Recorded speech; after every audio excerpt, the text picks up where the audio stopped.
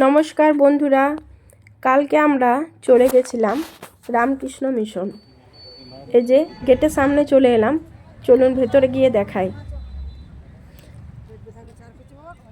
ভেতরে গিয়ে দেখি প্রচুর মানুষের ভিড়, অনেক মানুষজন এসছেন।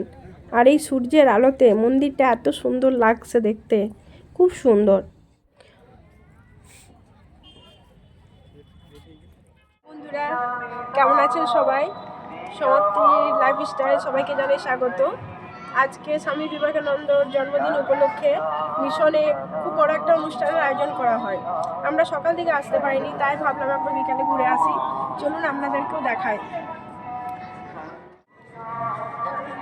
রামকৃষ্ণ মিশন যারা যারা না এসছেন একবার সবাই একটু ঘুরে যাবেন। রামকৃষ্ণ মিশন দারুণ জায়গা। আজকে স্বামী বিবেকানন্দের জন্মদিন উপলক্ষে এখানে একটা বিশাল অনুষ্ঠানের আয়োজন করা হয়।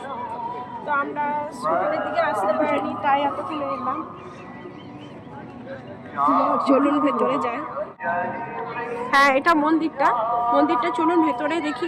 ক্যামেরা অ্যালাউ হয় কি না ঠিক বুঝতে পারছি না, অনেক সময় ক্যামেরা অ্যালাউ করে না। যদি করে অবশ্যই আপনাদেরকে ভগবানের দর্শন করাবো। চলুন আমার সাথে আপনাদেরকেও নিয়ে যাই। ভেতরে ক্যামেরা অ্যালাউ নেই, তাই আপনাদেরকে ভেতরটা দেখাতে পারলাম না। কখনো যদি পারি অবশ্যই আপনাদেরকে দেখাবো। দেখুন উপর থেকে ভিডিও করেছি, কি সুন্দর লাগছে দেখতে। মিশনে প্রত্যেক দিন প্রচুর মানুষ আসে। দেখুন এখানে প্রচুর মানুষের ভিড়। মানে সকালের দিকে প্রচুর ভিড় থাকে, এখন একটু কম আছে। এখানে প্রসাদ নেওয়ার জন্য সবাই দাঁড়িয়ে আছে। ঠাকুরের প্রসাদ তো সবাই খেতে ভালোবাসে, তাই না? এবার মন্দির থেকে নিচে নেমে চলে এলাম।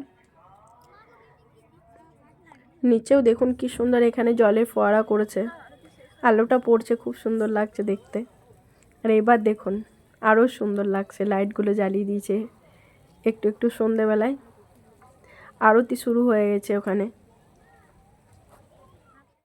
হ্যাঁ, আমরা দাঁড়িয়ে গেছি প্রসাদ নেওয়ার জন্য।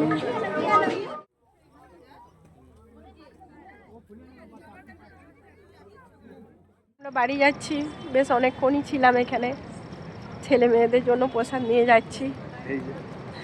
চলুন আবার দেখা হবে পরের ভিডিও।